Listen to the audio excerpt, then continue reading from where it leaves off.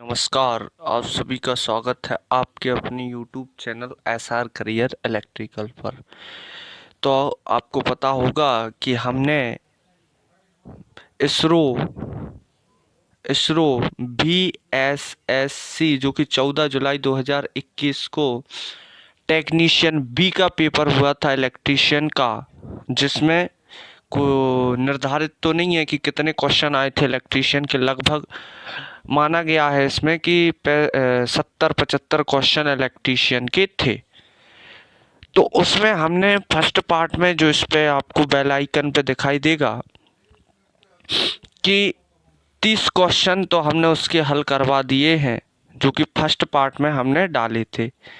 First part में हम डाल चुके हैं। आज हम जा रहे हैं सेकंड पार्ट हल करने। पार्ट ये कौन सा है? सेकंड है। ये है सेकंड पार्ट, जिसमें हम इसको पूर्ण खत्म कर लेंगे। यानी इस पार्ट में जितने भी इलेक्ट्रीशियन के क्वेश्चन थे सभी को हल कर लिया जाएगा। तो उससे रहें आप निश्चिंत। तो आप हमारे YouTube चैनल को ज़रूर सब्सक्राइब, लाइक एंड शेयर कर दें। ज़्यादा से ज़्यादा इसे शेयर अपने दोस्तों तक भेजें। और इस पेपर में कुछ न्यूमेरिकल है जिन्हें मैं अभी तो स्किप कर दूंगा और इनकी अलग से वीडियो डालूंगा बना के। बड़े विस्तार तरीके से समझाना होगा उन्हें, क्योंकि यहाँ पे करूँगा तो वीडियो लेंदी बना देंगे। तो मैं वहाँ पे ऐसा नहीं होगा कि आपको ये विथ वो नंबर शायद मैं क्वेश्चन उठाऊंगा और उन्हें मैं हल करवाऊंगा, है ना। तो ऐसा बिल्कुल नहीं होने वाला है कि आपको दिक्कत जाए। इन्हें मैं अलग से करवाऊंगा हल। तो कुछ होंगे जो जल्दी हो जाएंगे, उन्हें तो मैं अभी हल करवा दूंगा। अगले उसमें मैं इसका अलग से तीसरा पार्ट न्यूमेरिकल वाला डाल दूंगा, क्योंकि यहाँ पे वो अगर मैं हल करवाऊंगा तो वीडियो लेंदी बन जाएगी और कुछ नहीं होगा। तो आइए हम चलते हैं। तो 31 से करना है। तो 31 क्वेश्चन कह रहा है, निम्नलिखित में से उपकरणों में सुरक्षा के लिए एल श्रेणी में एमसीबी एमसीबी मुख्य रूप से उपयोग में लाई जाती है। एमसीबी से भी क्वेश्चन आ जाता है फुल फॉर्म, तो मिनिएचर सर्किट ब्रेकर होता है। एल श्रेणी का उपयोग वहाँ किया जाता है सारे हीटिंग एलिमेंट आते हैं ना, उन्हें वहीं पर ये सुरक्षात्मक युक्ति के रूप में आपको एल श्रेणी की क्या मिल जाएगी आपको एमसीबी मिल जाएगी। अगर रेफ्रिजरेटर की बात करें तो जी श्रेणी की आती हैं, जितनी भी रहती हैं वो जी श्रेणी की आती हैं। डीसी श्रेणी के लिए डीसी के जितने भी उपयोग होती है परिपथ में, डीसी मोटरों में उपयोग होती है, तो वहाँ डी श्रेणी आ जाती है। तो ऐसे करके जैसे बी श्रेणी हो गई, सी श्रेणी, डी श्रेणी, एल श्रेणी, जी श्रेणी, डीसी श्रेणी, ऐसी एमसीबी आया करती हैं। कलर के हिसाब से भी एमसीबी आया करती हैं। लाल हो गई आइसोलेटर के लिए, नीली हो गई मोटर परिपथ के लिए, हरी हो गई लाइट परिपथ में, और काला हो गई डीसी सप्लाई। तो ऐसे करके भी यहाँ मैं समझता हूँ आपका ये क्वेश्चन बिल्कुल, तो ऑप्शन नंबर सी इसका राइट होगा। आगे हम चलते हैं कि बहुमंजिली भवनों में किस प्रकार के वितरण का, तो आपको पता होगा कि रिंग RING रिंग प्रणाली का बहुत ज़्यादा उपयोग किया जाता है। तो ऑप्शन नंबर ए आ जाएगा कि रिंग प्रणाली का बहुमंजिली, यानी कि बड़ी बड़ी बिल्डिंगों में कौन सी, तो ये होगी आपकी रिंग प्रणाली। अगला है कि भू प्रतिरोध पता लगाने के लिए भू परीक्षण यानी कि अर्थिंग टेस्टर का उपयोग किया जाता है, और नियत वोल्टेज के लिए धारा पाठ्यक्रम n मर्तबा रहती है। किया गया है निम्नलिखित में से किस प्रतिरोध, तो एक औसत लगाया जाता है, एक औसत मान लगाया जाता है कि हो कितना सकता है। वैसे तो निम्न से निम्न होना चाहिए, मगर एक औसत होता है। तो ऑप्शन नंबर आपको दिख रहा होगा कि औसत प्रतिरोध इस n पाठ्यांक का रहेगा जो हम ले रहे होंगे। क्या रहेगा? n पाठ्यांक का रहेगा जो हम क्या कर रहे होंगे, यहाँ पे ले रहे होंगे। तो ऑप्शन नंबर क्या रहेगा? सी। ठीक है, अगले क्वेश्चन पे हम चलते हैं। क्वेश्चन है 34वां आपकी स्क्रीन के सामने कि परिपथ विच्छेदक संवेदन क्षमता, यानी इसकी क्षमता तो आपको पता होगी कि हम जो सर्किट ब्रेकरों की क्षमता लेते हैं वो लेते हैं MVA, mega volt ampere. Mega volt ampere एक क्या है, जैसे कहीं ट्रांसफॉर्मर में लिखी है MVA, तो ये एक्चुअल में उसकी पावर शक्ति रहती है। और क्या रहती है, पावर शक्ति रहती है। और KV क्या लिखी रहती, तो ये उसकी क्या होती, तो कहोगे वोल्टेज शक्ति रहती, यानी वोल्टेज रहती है, ये पावर शक्ति रहती है। तो इनने कहा कि हम किस में निरूपित करते हैं, तो एक्चुअल में हम जो परिपथ वियोजक यानी कि आप कह सकते हो सर्किट ब्रेकर को जो हम करते हैं वो उस अंतराल को देखते हैं, क्योंकि हमें शॉर्ट सर्किट से भी बचना है ना, क्योंकि ऐसा तो है नहीं है ओवरलोड से भी बचना है। तो हम क्या करते हैं, परिपथ विच्छेदक द्वारा अंतरायन की जा सकने वाली अधिकतम शक्ति, यानी कितनी ये सहन करने के बाद छोड़ता है कि भैया 6 एम्पियर की है कि 16 एम्पियर की है, कितनी है, ये हम देखने के बाद वहाँ पर डिसाइड कर पाते हैं कि क्या होगा। तो इन सबको मान के फिर हम आगे बढ़ते हैं। तो इसकी रेटिंग क्या होती है, तो याद रखना कि सर्किट ब्रेकर की रेटिंग MVA में लेते हैं, मेगा वोल्ट एम्पियर में लेते हैं। अगली ओर बढ़ते हैं हम। 35 क्वेश्चन आया है कि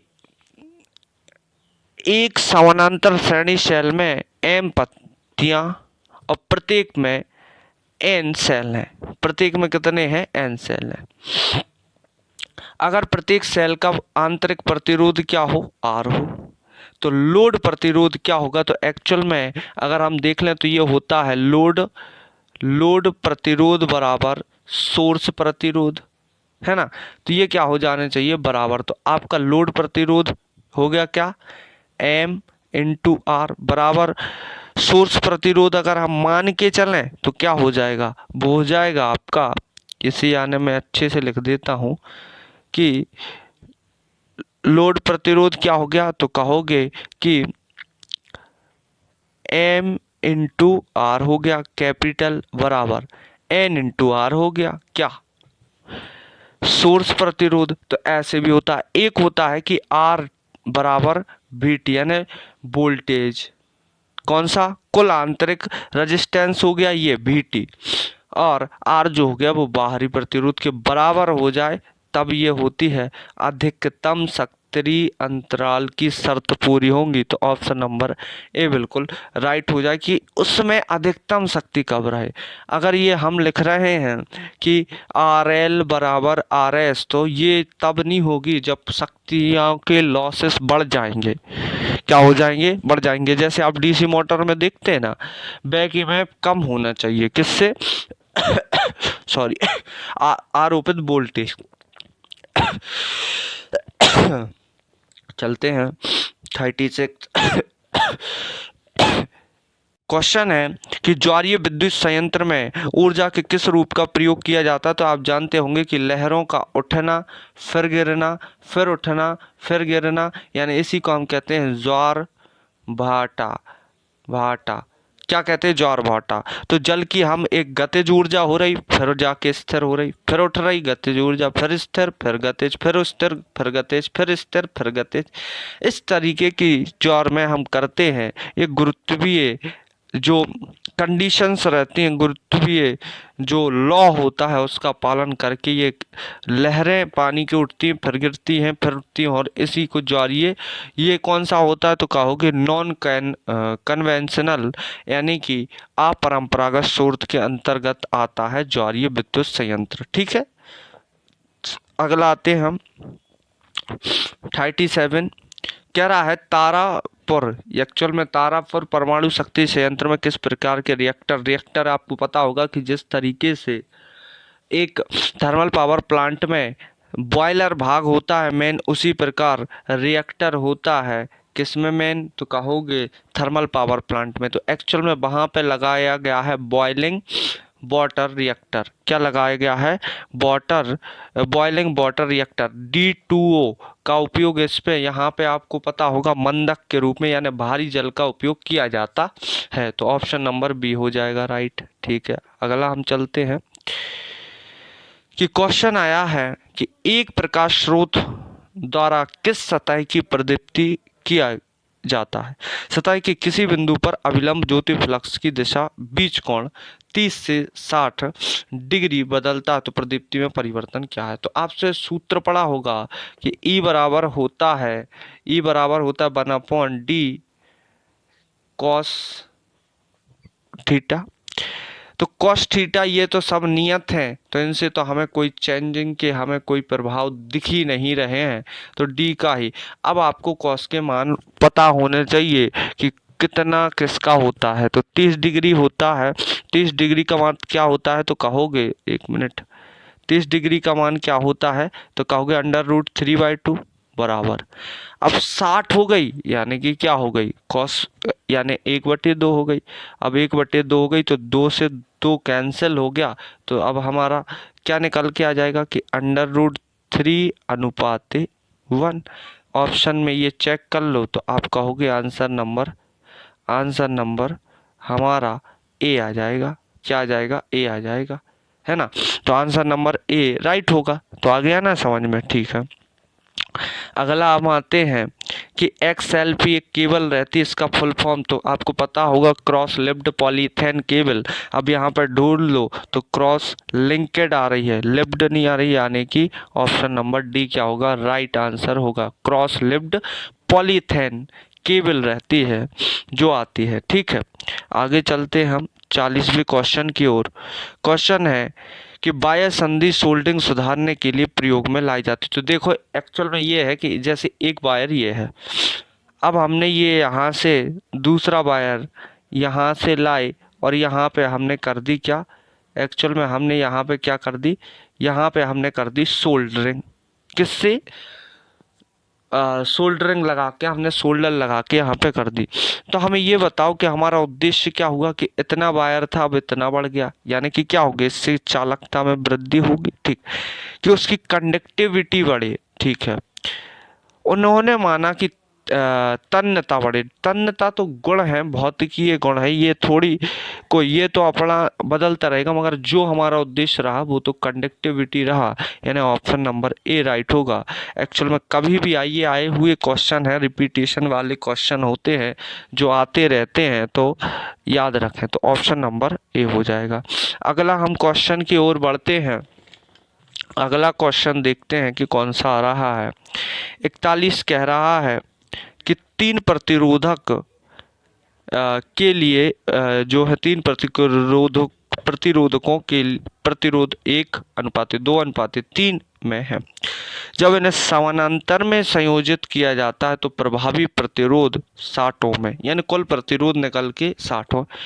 यदि इन्हें श्रेणी में संयोजित किया जाए तो कुल प्रतिरोध क्या होगा? देखो आप मान लो वो प्रतिरोध होगा x, तो आप लिख लो 1x अनुपात 2x अनुपात 3x। कोई दिक्कत है क्या? नहीं है। ठीक है, ठीक है। अब हम इसे लिख दें कि 1/x हो जाएगा। ठीक, क्या हो जाएगा? 1/x प्लस 1/2x हो जाएगा और प्लस 1/3x हो जाएगा। ठीक, एलसीएम आ गया 6, यानी 6x कितने बार गया? ये जाएगा 6 बार, ये जाएगा 2 और 3 बार, 6 और 3 हो गए 9 और ये जाएगा 2 बार, यानी हो गया 11। तो 6/11x हो गया। लिख जाओ, यानी हम क्या लिख सकते हैं? 6x/11 बराबर 60 हो गया। अब हम इसे कर दें क्या, क्रॉस मल्टीप्लाई, तो इंटू 11 हो जाएगा। x को यहीं रहने 6, इससे काटा तो ये कितना हो जाएगा? 10 बार। इससे करोगे तो आ गया 110 क्या, x की वैल्यू, यानी x 110 है। तो 110 अब आप करते चलोगे कि भैया देखो, एक बार गया यानी 110, 2 बार गया यानी 220 और 3 बार गया यानी 330।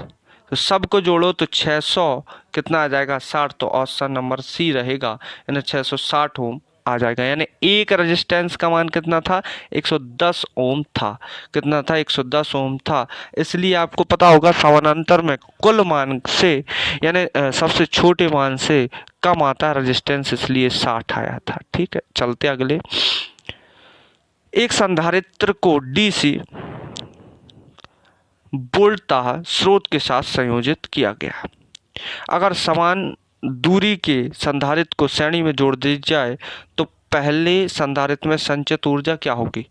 क्या होगी भाई? आधी हो जाएगी ना, कि आपने दूरी को क्या कर दिया, बढ़ा दिया, और पावर उतनी ही संचित ऊर्जा है। तो अभी यहाँ जाना था, अब यहाँ गए तो ऊर्जा क्या होगी? घटेगी। आपसे कहा गया कि आप 25 किलोमीटर दौड़ लोगे, आपने कहा, उन्होंने कहा नहीं 30 किलोमीटर दौड़ के दिखाओ उतनी एनर्जी में। तो आप कहोगे भैया 5 किलोमीटर बहुत दायित्व रखता है, बहुत मान रखता है, ठीक है।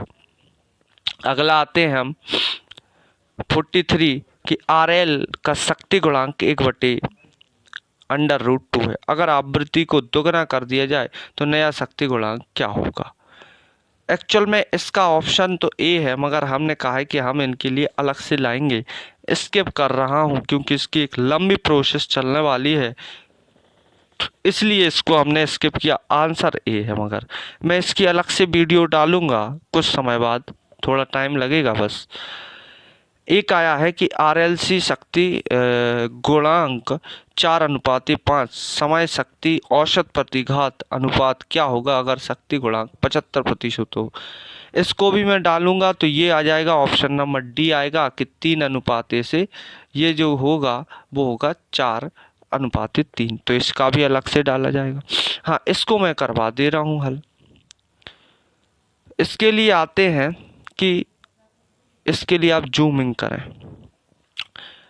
ये दोनों हो गए सीरीज में, यानी ये हो गया 40 ओम, ये मान के चलो 40, क्या होगा, ये हो गया 40 किलो ओम समानांतर में। ये हो गया 80 किलो ओम हो गए, क्या हो गया 80। तो 40-80 का समानांतर में आ गया, ये एक बार, ये दो बार, तो हो गया 80/3। क्या हो गया? 80/3। कोई दिक्कत नहीं। वोल्टेज कितना है? वोल्टेज हमें 80/3 आ गया ना। वोल्टेज कितना है? वोल्टेज है जो 24 वोल्ट। ये हो गया 80/3, 3 ऊपर ले जाओ 3 हो गया।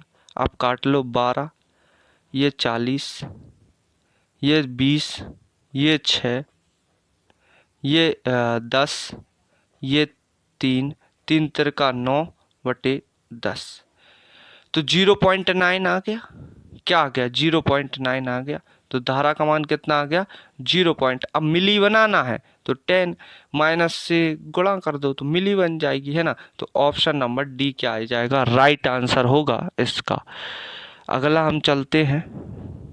अगला क्वेश्चन है कि किस मात्रा को मापने के लिए क्यू मीटर का उपयोग किया जाता है? तो इस चल में क्यू मीटर को हम RLC मीटर भी कहते हैं, क्योंकि इसका उपयोग प्रतिबाधा मापने के लिए किया जाता है। और आप जानते होंगे Z बराबर होता है √R² प्लस XL अंतर माइनस XC, और अंतर को करते हैं ये माइनस नहीं स्क्वायर। तो ये क्या हो गया? प्रतिबाधा मापने के लिए। और किस सिद्धांत पे काम करता? तो कहोगे रेजोनेंस के सिद्धांत पे काम करता है। अगला हम चलते हैं कि 47 है कि निम्न में से लगभग शक्ति गुणांक, शून्य शक्ति गुणांक। तो एक्चुअल में उनको देने में दिक्कत हो गई, या तो कोई डीसी का ऐसा सर्किट दे देते। देखो ये प्रदीप्ति है, इनकैंडिसेंट लैंप, ये यूनिटी पे करेगी काम, है ना। और मोटर प्रेरण कुकर हैं, ये लैगिंग होंगे। तो इनमें ऐसा कोई नहीं है यूनिटी, तो इसलिए इसका आंसर हमें समझ में नहीं आया कि उनने क्या दे दिया। वैसे दिया जहां तक मुझे पता है कि बी दिया है, प्रदीप्ति इनकैंडिसेंट लैंप। तो ये यूनिटी पावर फैक्टर पे काम करता है एक्चुअल पे, तो शून्य तो होगा नहीं। यहाँ पे उनको देना था यूनिटी। क्या देना था? यूनिटी। क्या देना था? यूनिटी, है ना। तो चलते अगले क्वेश्चन की ओर। अगला आया है 48वां है कि क्वेश्चन क्या कह रहा है कि 100 ओम प्रतिघात का एक प्रेरक यानी इंडक्टर, 50 ओम प्रतिघात का एक संधारित्र यानी कैपेसिटर, और 50 ओम के प्रतिरोध श्रेणी क्रम में जोड़ा गया है। तो शक्ति गुणांक बताए। शक्ति गुणांक निकालने के लिए हमें चाहिए R/Z होता है, यानी R तो हमारे पास है, Z हम निकालने। प्रतिबाधा का सूत्र हमने ऊपर डिस्कशन करते हुए आए कि Z बराबर होता है, क्या होता? R² प्लस XL अंतर एक्स सी का होल। तो ये कितना है, r है 50, तो 50 का हम 50 यहाँ पर रख लेते हैं प्लस इन दोनों का अंतर करें, 100 में से 50 गया, 50 बचे, ठीक है, अंडर रूट चढ़ गया। अब इसे मैं ऐसे लिख सकता हूँ ना, कैसे लिख सकता हूँ, मैं ऐसे लिख सकता हूँ 2 इंटू बाहर आ जाएगा 50, ठीक है, लिख सकता ना, ठीक है। तो आइए आगे चलते हैं। तो हमने बताया कि पावर फैक्टर यानी कॉस फाई निकालने का फॉर्मूला क्या होता, आर कितना है 50 और अपॉन अंडर रूट 2 इंटू 50, तो 50 से 50 कैंसिल, तो 1/√2, तो आंसर क्या आ जाएगा 1/√2। तो ऑप्शन नंबर ए। लॉजिक लगाओ, देखो मैंने कहा था जो छोटे होंगे वो मैं उनको तुरंत ही हल करवा दूंगा, कोई दिक्कत नहीं होगी। 49वें क्वेश्चन की ओर हम अग्रसर होते हुए, क्वेश्चन कह रहा है कि एक संधारित्र जिसकी परावैद्युतिक हानियां अनंत प्रतिबाधा के वोल्टमीटर के साथ जोड़ा गया है, वोल्ट मापी एक शून्य तापमान का पाठ्यांक दिखाता है। अगर प्लेट के बीच की दूरी को दुगना और प्लेटों के प्रभावी क्षेत्रफल को आधा कर दिया जाए तो वोल्टमीटर पाठ्यांक क्या देगा, क्या देगा पाठ्यांक। तो आप जानते होंगे कि C बराबर होता है 1/d² यानी दूरी, और क्षेत्रफल के बिल्कुल समानुपाती है। तो ये तो देखो इससे आधा करने से, यानी इनने क्या कहा है, आधा किया है ना, यानी उनकी दुगनी हो जाए ना, प्लेट के बीच की दूरी दुगनी होना यानी कि 2 गुना बढ़ गई, ठीक, 2 गुना ये बन गई, और क्षेत्रफल क्या हो गया, आधा हो गया, यानी आधा हो गया तो 2 गुना ये क्या हो गई, और आज जुड़ गई, क्या हो गई, और जुड़ गई, तो कितने हो गई, ये 4 गुना बढ़ जाएगी, क्योंकि C बराबर होता ए और ए हो गया है आधा, ठीक है। तो इससे क्या होगा, उस पर प्रभाव पड़ेगा, तो यह हो जाएगी कितनी, 4 गुनी। आगे चलते हैं हम। 50वां क्वेश्चन है कि एक्चुअल में इसको भी मैं अलग से ही डालूंगा, मगर इसका आंसर आ रहा है C, हम इसका पूर्ण हल करा के बताएंगे। 96.1 वाट आ जाएगा, है ना, तो याद रखें। अगला क्वेश्चन हम आते हैं। अगला क्वेश्चन कह रहा है जो कि हमारा होगा, ये तो मैथ का हो गया, हाँ, 52वां क्वेश्चन है। निम्नलिखित में से किन परिस्थितियों में RC श्रेणी में संधारित्र के आर पार वोल्टेज बढ़ती, तो चार्जिंग की अगर हम ऐसी विधि लें, क्योंकि स्थिर धारा वाली विधि ले लें तो सही रहेगा, क्योंकि वहां पे धारा उस लेवल के साथ बढ़ेगी जैसे कि हम बढ़ाना चाह रहे हैं, ठीक है। आगे हम चलते हैं। एक प्रेरक की प्रतिबाधा एक विशिष्ट आवृत्ति F पर एक संधारित्र की तुलना में दोगुना है। अगर उन्हें श्रेणी में जोड़ा जाए तो अनुदानी आवृत्ति क्या होगी, इसको भी मैं अगले सेशन में यानी अगली वीडियो में, जो नेक्स्ट वीडियो होगी ना, उसमें ये आपको मिल जाएगी, ठीक है। आगे हम चलते हैं। विद्युत अपघटन में, हाँ, क्वेश्चन आया है कि विद्युत अपघटन में अगर अपघटन से होकर धारा दुगनी हो गई है, यानी I दुगनी हो गई, तो प्रति सेकंड इलेक्ट्रॉन पर मुक्त आयंस क्या होंगे। आपने फैराडे के नियम पढ़े होंगे, M बराबर होता है ZIT, तो भैया ये I अगर दुगना हो रहा तो ये भी भैया कितना दुगना हो जावे, यानी कि ये कितना हो जाएंगे, तो कहोगे दुगना ही तो हो रहे हैं, तो क्या हो जाएगा, option number B right answer होगा। आगे चलते हैं। जब लोड अम्ल शेल को आवेशित किया जाता है तो विद्युत अपघटन, आपको पता है कि जब हाइड्रोमीटर से हम विद्युत अपघटन का आपेक्षिक घनत्व मापते हैं और सापेक्षिक आर्द्रता हम किससे मापते हैं, तो हाइग्रोमीटर से मापते हैं, और आपेक्षिक घनत्व को हाइड्रोमीटर से मापते, बिल्कुल समझें सेंस को। तो क्या होता है, इसमें पहले आपेक्षिक घनत्व बढ़ता है और फिर घटने लगता है, क्योंकि उस पर लोड आ जाने के कारण ये गुण देखा जाता है, ठीक है। अगले क्वेश्चन की ओर हम बढ़ते हैं कि SLI किस बैटरी के SLI का मतलब क्या होता है, तो आपको पता होना चाहिए कि S का मतलब होता है स्टार्टिंग, क्या होता है स्टार्टिंग, L का मतलब होता है लाइटिंग, और I का मतलब होता है इग्निशन, क्या होता है इग्निशन, तो ऑप्शन नंबर होगा बी इग्निशन, ये याद रखना चाहिए, ये न्यू क्वेश्चन भी है। 57वां जो क्वेश्चन आ रहा है, इसमें थोड़ी दिक्कत ये हो रही है कि कहीं पे इसका आंसर आ रहा है 18 वाट और कहीं पे इसको देखा गया तो वो आ रहा है 24 वाट। तो इस पे मैं ज़रूर बात करके आपको अगले उसमें मैं ये भी डाल के हल करवा दूंगा। अगला हम क्वेश्चन आते हैं कि मैथ के आ गई ये क्वेश्चन, ये आ गया मैथ का, ये आ गया मैथ का, ये भी मैथ का है, ये है, ठीक है। 66वें क्वेश्चन की ओर बढ़ते हैं कि 5 प्रतिरोध से होकर जाने वाली धारा का, 5 किलो ओम का जो प्रतिरोध है जो होकर जाने वाली धारा का मान ज्ञात करें। तो आप एक चीज जानते हो कि धारा निम्न प्रतिरोध वाला मार्ग चुनेगी। अब ये voltage drop, silicon voltage drop कितना कराता है 0.7 वोल्ट विभव प्रचारी हो गया, और ये जर्मेनियम 0.3 वोल्ट। तो कौन कम करा रहा है भाई 0.3। तो होकर किससे जाएगी धारा, यहाँ से जाएगी।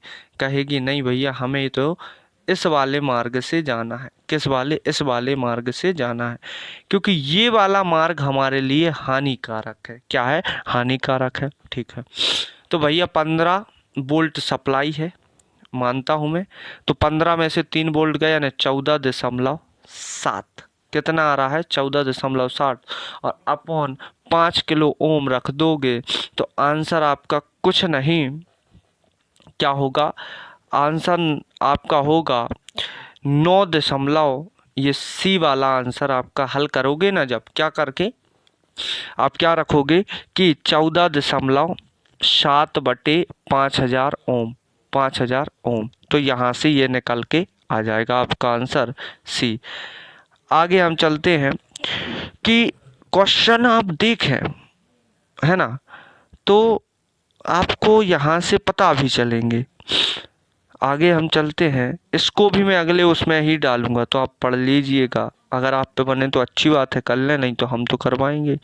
ये भी मैं वहीं पे करवाऊंगा 68, ठीक है। ये एक्चुअल में ही है कि VI/VM साइन ओमेगा टी के लिए परिपथ निर्गत होती। तो एक्चुअल में यहाँ पे अगर भी है तो यहाँ पे 2V मैक्सिमम होता है वोल्टेज। तो यहाँ पे ऑप्शन देख लें कि 2V मैक्सिमम है क्या, हाँ, तो 2V मैक्सिमम है तो ऑप्शन नंबर सी आ जाएगा। एक्चुअल में यहाँ अगर हम भी दे रहे हैं तो यहाँ जाके हमें 2V प्राप्त हो जाता है मैक्सिमम के रूप में। अगला हम आते हैं कि ये है ऑपरेशनल एम्पलीफायर। तो कह रहा है इसका उपयोग, तो एक्चुअल में ये जब सर्किट में पढ़ाऊंगा तो वहाँ पे अच्छे से समझा दूंगा कि लो पास फिल्टर, एक्चुअल में ये क्या है, लो पास फिल्टर है,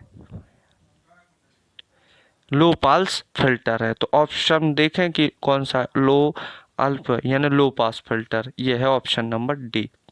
आगे हम चलते हैं, आगे क्वेश्चन है 71 कि 40 गणितीय काउंटर में विभाजन के लिए फ्लॉप फ्लॉप की ज़रूरत। तो जितनी बिट होंगी उतने ही ये गणितीय क्या आ जाते हैं, फ्लॉप फ्लॉप आ जाते। तो आप क्या करते जाएं कि इसे बाइनरी में चेंज कर लें।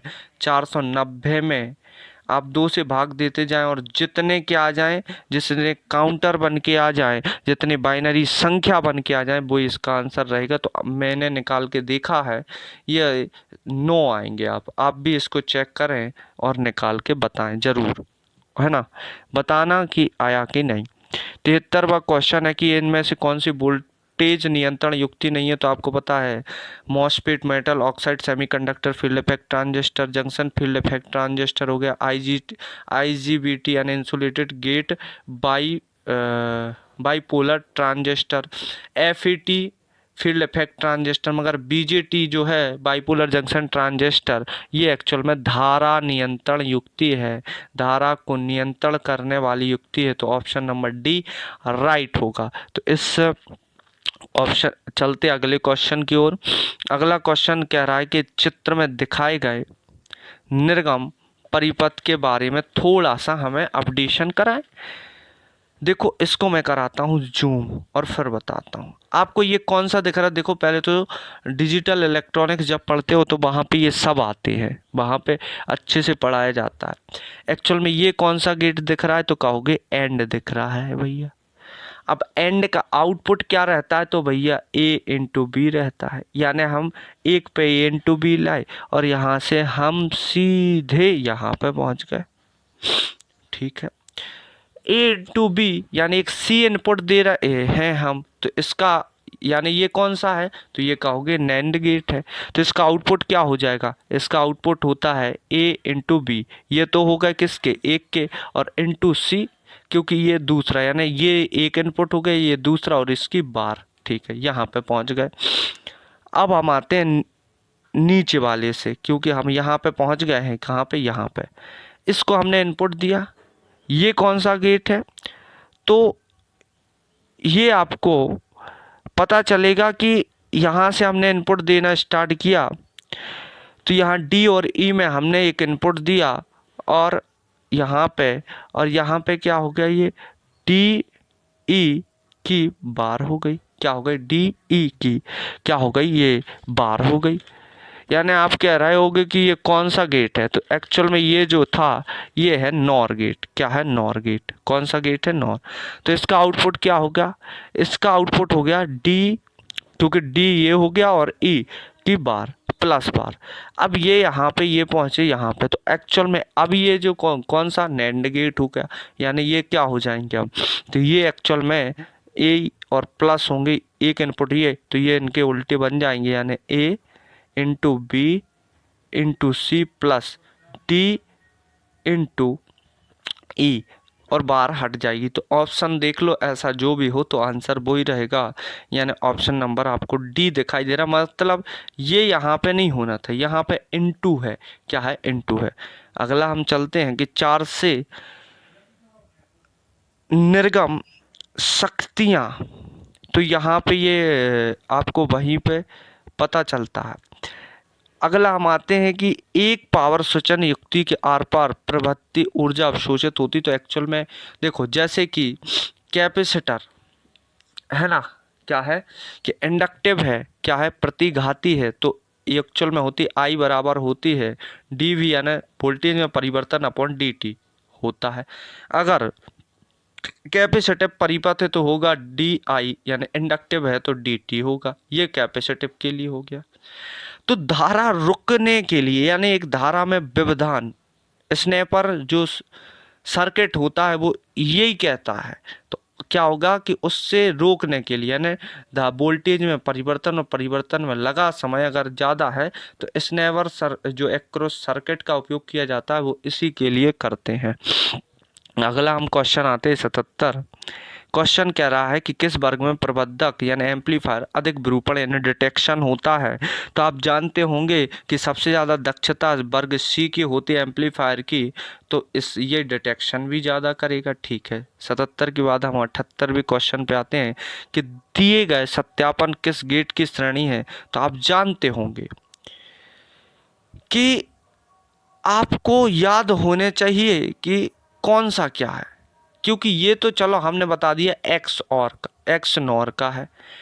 एक्स और का आपको भी पता होना चाहिए, क्योंकि हमने तो एक्स, तो यहाँ पे जो ये यहाँ पे आ रहा है नहीं, यहाँ पे हो जाएगा 0 और यहाँ पे हो जाएगा 0 और 1 हो जाएगा, तो एक्स और बन जाएगा। ये विशेष प्रकार के गेट होते हैं, ये इनकी सारणी आपको ट्रू टेबल याद होनी चाहिए कि किस तरीके से ये होते हैं।